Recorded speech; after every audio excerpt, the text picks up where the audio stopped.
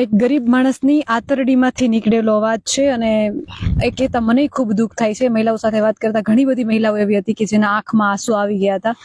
અને દિવાળી જેવો તહેવાર હોય, બધાય પોતાના પરિવાર સાથે દિવાળી મનાવતા હોય અને એવા સમયે જ્યારે ત્રણ દીકરીઓ, નાનો દીકરો અને એક એવા મહિલા કે જેમને ભાઈ કે માતા પિતા કશું જ નથી, એમના પતિને ધરપકડ કરીને લઈ જવામાં આવે છે, એમના ખેતરનું કામ ચાલુ છે, તો આખું ગામ મળી અને એમને મદદ કરવા માટે આવે છે.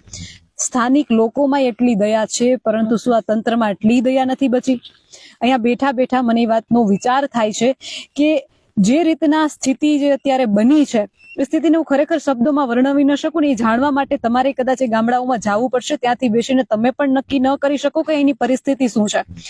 અને એ ભાઈ જેમની અટકાયત કરવામાં આવી છે, એમની જ દીકરીઓ મારી સાથે ઉપસ્થિત છે. હજુ એમની સાથે વાત કરીએ. શું કહેશો બેન, વધારે શું કહેવા માંગો છો તમે? અમે જ્યાં સુધી જીતશું નહીં ત્યાં સુધી લડશું અને અમે ફૂલ સપોર્ટમાં છીએ રાજુભાઈના. અને જ્યાં સુધી આ જીતશે નહીં રાજુભાઈ ખેડૂતો માટે, ખેડૂતોને ન્યાય નહીં મળે જ્યાં સુધી, ત્યાં સુધી અમે રાજુભાઈ હારે છીએ અને અમે લડશું.